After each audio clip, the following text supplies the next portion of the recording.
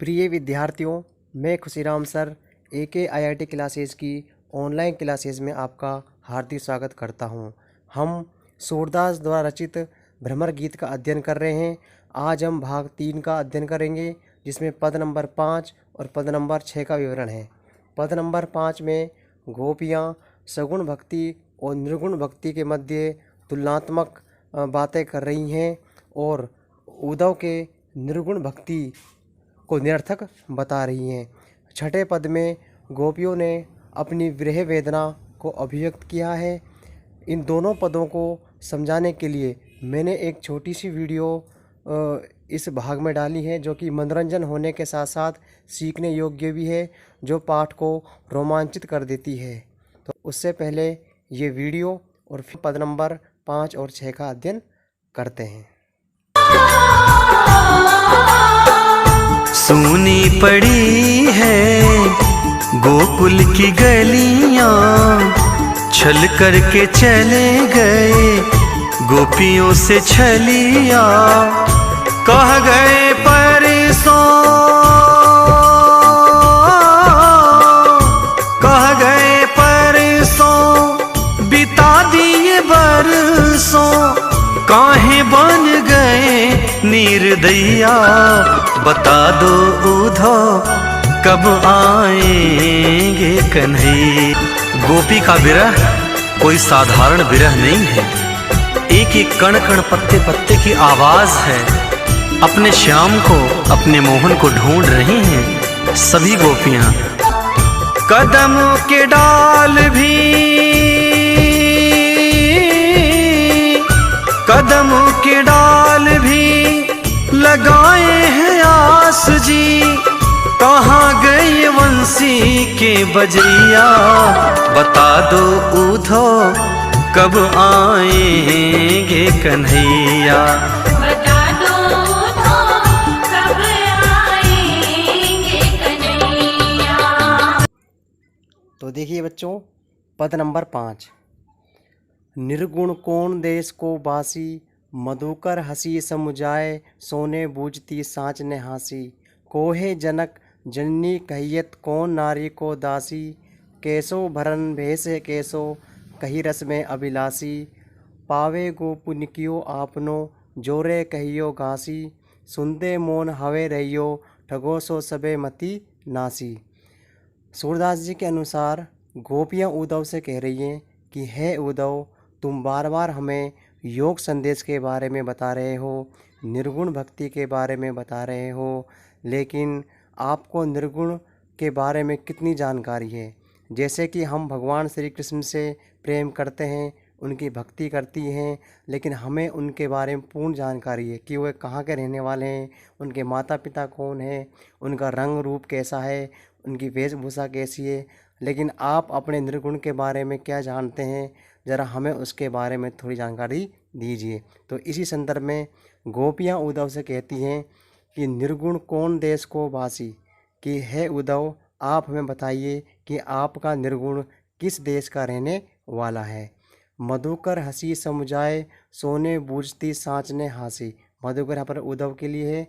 तो हे उद्धव, तुम हमारी बात का हंसी मजाक मत समझना, हमारे प्रत्येक प्रश्न का सही सही जवाब देना।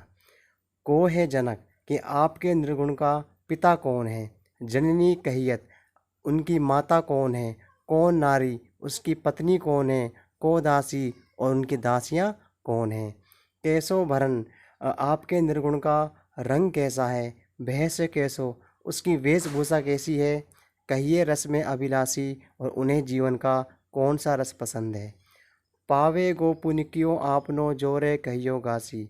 यदि आपने हमसे झूठ बोला तो आपको बहुत बड़ा भुगतान करना होगा, आपको बहुत बड़ा पाप लगेगा। सुनते मौन हवे रहियो, ठगो सो सबे मति नासी।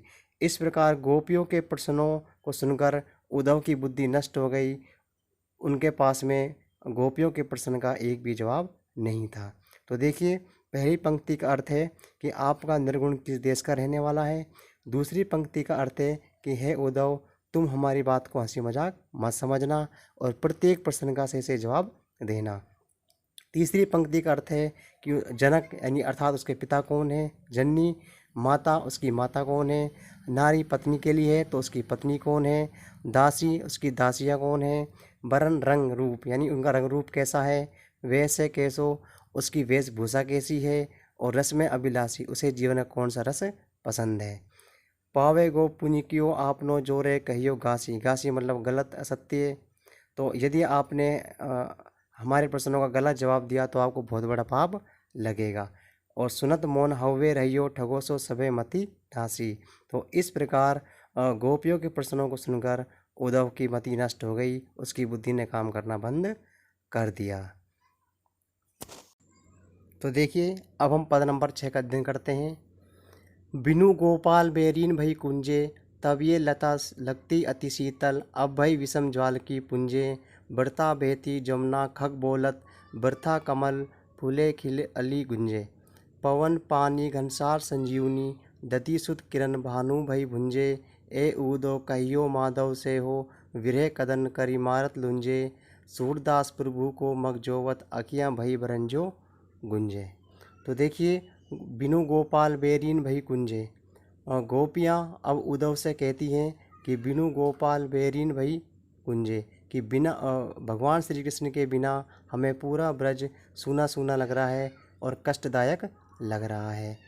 तब ये लता लगती अति शीतल, जब भगवान श्री कृष्ण यहाँ थे तो यहाँ की लताओं से शीतलता प्राप्त होती थी। अब भाई विषम ज्वाल की पुंजे, और जब भगवान श्री कृष्ण चले गए हैं तो अब इन लताओं से शीतलता की बजाय आग की ज्वालाएं निकल रही हैं। वृथा बहती जमुना, जब भगवान श्री कृष्ण थे तो हमें वृथा बहती जमुना, तो बहते हुए जमुना, खग बोलते हुए पक्षी, और वृथा कमल फूले खिलते हुए कमल के फूल अली गुंजे, और फूलों पर मंडराते गुंजे हमें बहुत अच्छे लगते थे। लेकिन जब से भगवान श्री कृष्ण गए हैं तब से हमें बहती हुई जमुना, बोलते हुए पक्षी, कमल के फूल, भंवरे सभी कष्टदायक लग रहे हैं। पवन पानी घनसार संजीवनी दधि सुत किरण भानु भई कुंजे, पवन का अर्थ होता है हवा, पानी वाला पानी, घनसार कपूर, संजीवनी दधि सुत चंद्रमा के लिए है, किरण भानु सूर्य किरणों के लिए है। तो पवन पानी घनसार संजीवनी दधि सुत किरण भानु भई गुंजे। अब हमें बहती हुई हवा, पानी, कपूर, चंद्रमा और सूर्य किरणें सभी कष्टदायक लग रही हैं। और जब भगवान श्री कृष्ण थे तो हमें काफ़ी आनंद ब्रज की कुंजों में मिलता था। ए उदो कहियो माधव से विरह कदन करी मारत लूंजे, कि हे उद्धव हमारी आपसे प्रार्थना है कि आप भगवान श्री कृष्ण से कहना कि आपके विरह में गोपियों का बहुत ही बुरा हाल है, उनका जीवन अत्यंत कष्टदायक व्यतीत हो रहा है और ब्रज की कुंज उनको कष्टदायक लग रहे हैं।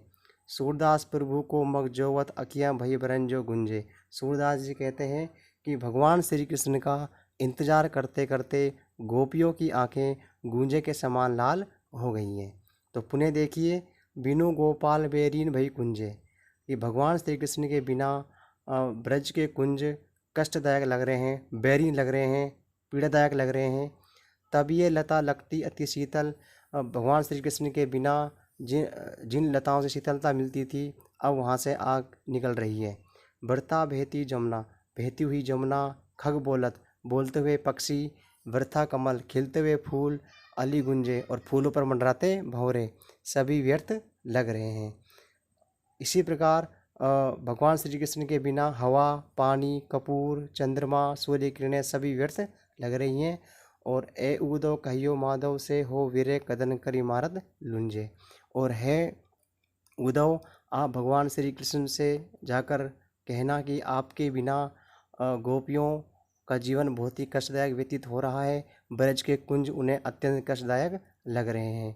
सूरदास प्रभु को मगजोवत अखियाँ भई बरंजो गुंजे, सूरदास जी कहते हैं कि इस प्रकार गोपियों की आंखें भगवान श्री कृष्ण के इंतज़ार में गूंजे के समान लाल हो गई हैं। तो बच्चों, ये हमारा पाठ नंबर 2 था और आपको मनोरंजन के साथ साथ काफ़ी आनंद में लगा होगा और आपने इस पाठ को अच्छे प्रकार से पढ़ लिया होगा। बच्चों, अगर आपको ये वीडियो अच्छी लगी है तो आप ज़रूर कमेंट बॉक्स में ओके, थैंक्स या वेरी गुड लिखें और वीडियो को शेयर भी आप कर सकते हो और इसे लाइक करें। बहुत बहुत धन्यवाद।